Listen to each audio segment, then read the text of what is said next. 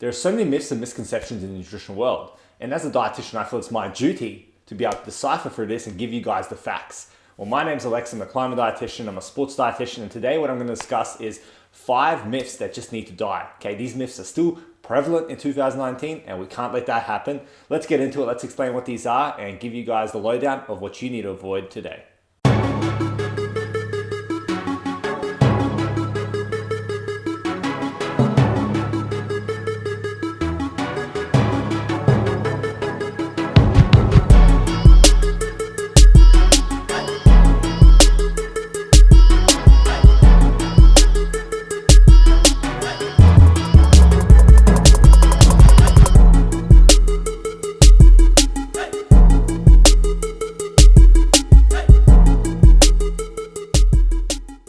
When it comes to nutrition, having the right information and the right advice is vital for your success and progression.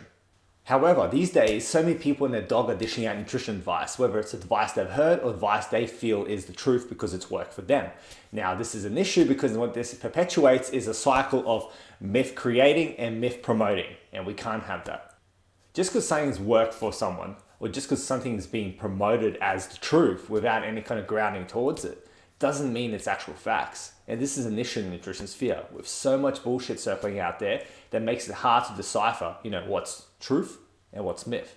Well, here are 5 myths that you should be aware of if you're on a weight loss journey and want to kind of avoid the pitfalls of following the wrong advice. Don't let these false beliefs sway you from your goals and hamper your results. So without further ado, here are the 5 myths that you need to start avoiding today. Number 1 is that carbs will make you fat.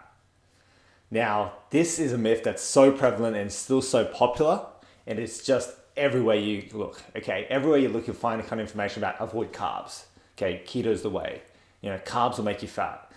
All this bullshit is out there regarding this, and the simple fact is that it's just not true, okay? Carbs in themselves will not make you fat, okay? Gaining weight is all about the calories you consume. So yes, if you eat too many carbs on top of your normal intake and that leads to a surplus, to an energy surplus, yes, you can gain weight. But are carbs inherently fattening? No, they are really not, okay? In fact, carbs, calorie per gram are actually lower than fats, okay? And even alcohol. Yet people will eat fats and alcohol like it's going out of fashion, thinking that's going to be helpful for their weight loss. The simple fact is, it's all about the calories in, calories out. Number 2, that you can't eat after 6 p.m. or 7 p.m. or some kind of arbitrary number in the evening, because that's when your body will just magically start putting on weight if you start eating after that period of time.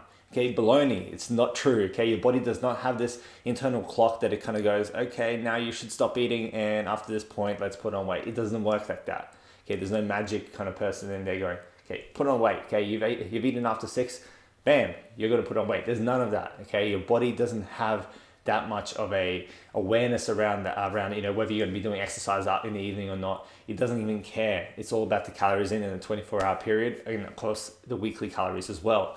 If you're within the deficit, you will lose weight. If you're in a surplus, you will gain weight. It doesn't matter if you eat after 6, after 7, after 8. I've got clients who have work all day, then they have a late session in the gym, and they come home like maybe 8, 9 o'clock. And what, they're not supposed to eat afterwards? Of course they can. It's all about the calories you're managing throughout the whole day. Because at the end of the day, your fat storage mechanisms, they do not know what time it is. They don't know that, okay, now it's 6 o'clock, they just don't work that way, okay? It's simply like that. Only thing I will say about timing a late eating, so to speak, is don't try and eat too close to bedtime, just from the perspective of it can influence sleep quality. But it won't influence your weight gain if you're in a calorie deficit. Okay, the third one, now this is big because understanding this and breaking this mentality around this myth is so crucial for many people when it comes to their success with their nutrition, their success with their weight loss plan or their muscle building plan or whatever diet plan they're on for whatever goal they're trying to achieve. You got to understand this simple fact. No diet is superior to another when calories and protein are equated. Okay, that's what the research has recently found, conclusively. They've shown that no diet will be superior to another. Keto is not superior to intermittent fasting. Intermittent fasting is not superior to macro counting. Low carbs is not superior to high protein. It does not matter, okay? As long as calories and protein equated between 2 set diets, the research shows that they're virtually pretty much the same. And even if they're not 100% the same, you got to look at it in the way of what's actually sustainable for you. Even if one diet was maybe slightly superior, like for example, higher protein diets with a slightly lower fat intake have been shown to be slightly advantageous. But even then, is that something you can sustain? Because if it's not, you're better off doing something that's less so like that, but you can actually sustain, because that's how you get the results long term. So remember, no diet is superior from any other diet. Just choose the one that suits you. Because the simple fact is, whatever diet you can sustainably maintain a deficit or a maintenance or a surplus, whatever the goal is, that diet will help you get those results. It will not matter what diet you're actually doing. So remember that. Hope that eases your stress around that. But yeah, that's a myth that just needs to die. Okay, the fourth thing is this whole thing, my metabolism is broken. There's a lot of that going on because there's a lot of talk about metabolism and thyroid and hormones and all this kind of stuff when it comes to weight loss. Now this myth is specifically for weight loss, okay? Because people are saying or thinking that their metabolism is broken, but that's just not the way it works. Okay, look, there is a thing called metabolic adaptation for where you actually diet down and you get to really lean kind of body fat levels and you'll be dieting for a long time and maybe you're training a lot and your body starts adapting, okay? It starts adapting over time to what you're eating and your deficit calories that you previously thought were deficit calories become your maintenance calories and so on and so forth. But this doesn't happen to a lot of people, okay? This happens to people that are, within a finite number of factors that are going on, okay? They've been dieting for a long time. Their body fat levels are quite lean, things like that is where you find these issues. But even so, most of the time, what's really happening is that there's a lack of awareness, like true awareness of what is actually being consumed. Thinking that you consume 1,200 calories and actually consuming 1,200 calories can be so different that it requires true understanding and true awareness to be able to know which one it is out of those two scenarios.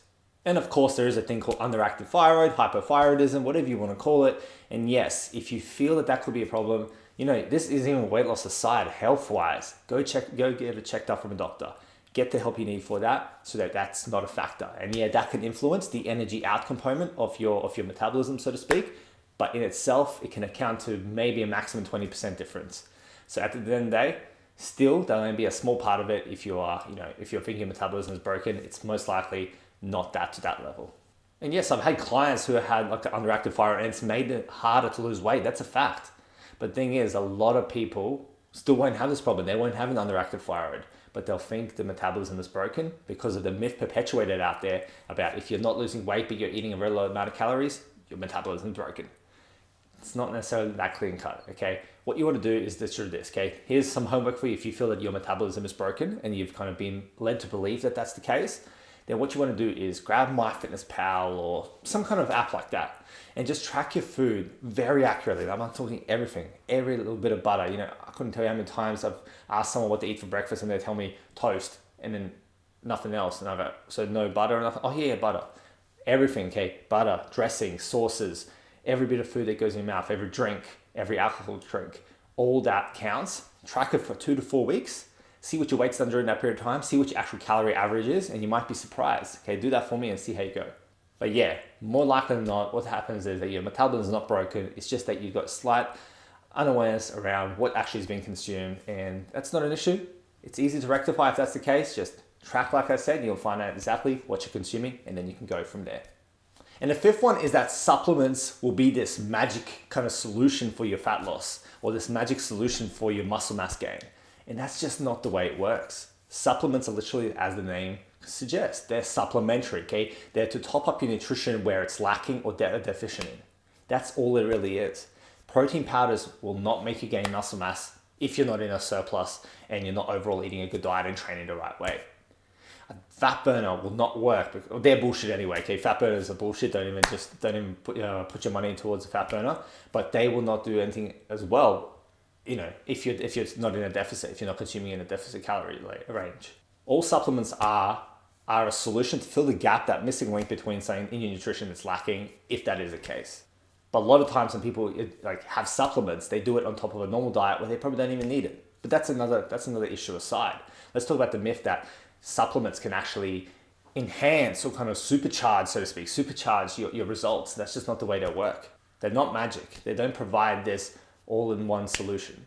True sustainable results comes down to proper nutrition, proper exercise over time, consistently in the right way. That's as simple as that. Real foods first. Remember that. So yeah, if you're thinking about supplements going to help you with your fat loss, look away, okay? Don't even consider that. Go towards your real food strategies, see what you actually do with your nutrition and modify from there. Seek out help if you need it from a sports dietitian or someone if you need to. But yeah, don't look at supplements as a solution. It's just not going to work that way, especially for things like diet pills, fat burners, oxy shreds and, pre-workouts, and those things are not needed. They're not going to help you supercharge your fat loss. If anything, even a marginal increase in metabolism that it does have will only be transient and it won't be an effective solution. It won't be an effective strategy to use. Look at calories in, calories out. Look at your macro range. Look at your whole food intake. Look at your consistency, so to speak, and just look at what you're doing overall rather than focusing on supplements and thinking they're going to be the magic solution that's going to get you from point A to point B with ease. It just doesn't work that way. Sorry, not sorry. So there you go. That's your 5 myths that in 2019 are still prevalent, but we can't have that, right? Okay, let's stamp these myths out, okay? They're no more. I want you to now go back, think about what we've kind of talked about today in this video and realize, if you're believing any of these myths and see how you can now kind of switch your mindset around that, start focusing on what's actually important and go from there. Okay, so let's recap. No, carbs will not make you fat. Yes, you can eat after 6. No diet is superior to another. Choose the one you can sustain and that gets you into the right calorie range. No, your metabolism is not broken. More likely than not, you're just not 100% aware of what you're consuming to the T. And finally, no, supplements will not enable you to be able to achieve this magic, extraordinary transformation in and of themselves. Focus on real food and real strategies first. So hopefully now you understand more about myths that just need to be gone, okay? Myths that you should not be believing. So hopefully that's giving you a bit more clarity around what you can focus on your nutrition, especially, like I said, if you now look at your diet, audit your strategies, and realize that you have been thinking that these myths were the truth.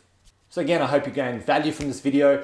If you have any comments or any questions, please leave them below. Otherwise, you can contact me for Instagram. The link is in the description below. As always, please like and subscribe. I've got a whole bunch more videos coming. I've got a whole bunch of videos already been uploaded, so check those out. And yeah, tell your family and friends about me. Stay out of trouble. See you next time. Have a good one.